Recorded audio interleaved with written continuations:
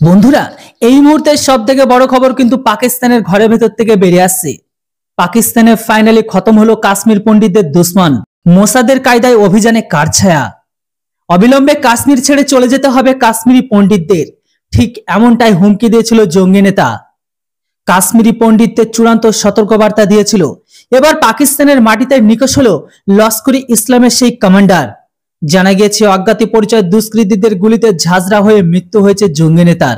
কে বা কারা unknown gunman দ্বারা তাকে ঠোকাই করে সফলভাবে 72 পৌঁছে দিল। গত কয়েক বছরে পাকিস্তানে একাধিক ভারত বিরোধীদের মৃত্যু হয়েছে। এবার সেই তালিকায় সেই জঙ্গি নেতার নাম এলো। জানা গিয়েছে মৃত জঙ্গি নেতার নাম হচ্ছে হাজি আকবর আফ্রিদি। পাকিস্তান থেকে সন্ত্রাসবাদী কার্যকলাপ চালাতো এই জঙ্গি নেতা।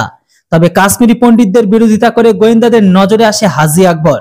সাফ হুঁশিয়ারি দিয়ে সে বলেছিল, অবিলম্বে কাশ্মীর ছেড়ে চলে যেতে হবে কাশ্মীরি পণ্ডিতদের, তা না হলে তাদের ভয়ঙ্কর পরিণতি হবে। কিন্তু আজ তাকে কে বা কারা সফলভাবে ভয়ঙ্কর পরিণতি করে 72 পৌঁছে দিয়েছে। তবে ভারতের এই ওয়ান্টেড লিস্টে আকবর নাম ছিল না, যদিও পাকিস্তানের শীর্ষস্থানীয় জঙ্গিদের মধ্যে অন্যতম আকবরের নাম। এখনকার পাওয়া খবর অনুসারে জানা যাচ্ছে, দিন কয়েক আগে পাকিস্তানে মৃত্যু হয়েছে আকবর। খাইবার প্রদেশের বড়া এলাকায় অজ্ঞাত পরিচয় দুষ্কৃতীরা এসে আকবরকে গুলি করে। গুলিবিদ্ধ হয়ে জঙ্গি নেতার মৃত্যু হয় তৎক্ষণাৎ। তবে গুলি চালিয়ে পালিয়ে যাওয়া আততায়ীরা খোঁজ মেলেনি। চলতি মাসে অজ্ঞাত পরিচয় দুষ্কৃতীদের গুলিতে মৃত্যু হয়েছিল সরবজিৎ সিং এর খুনিরও। দিন 15 মধ্যে ফের খতম হলো আরো এক ভারত বিরোধী। প্রসঙ্গত, পাকিস্তানে গত 2 বছরে অজ্ঞাত পরিচয় আততায়ীদের হাতে প্রাণ হারিয়েছে অন্তত 12 জন জিহাদি। তাৎপর্যপূর্ণভাবে এরা প্রত্যেকে ছিল ভারতের মোস্ট ওয়ান্টেড লিস্টে। এই ঘটনায় প্রশ্ন তুলে একটি রিপোর্ট প্রকাশিত হয় ব্রিটিশ সংবাদ মাধ্যম দ্য গার্ডিয়ানে।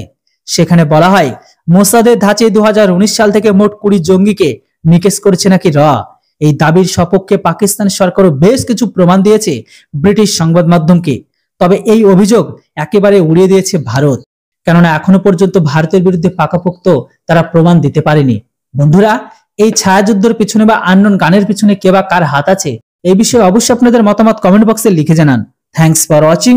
জয় হিন্দ, বন্দে মাতরম।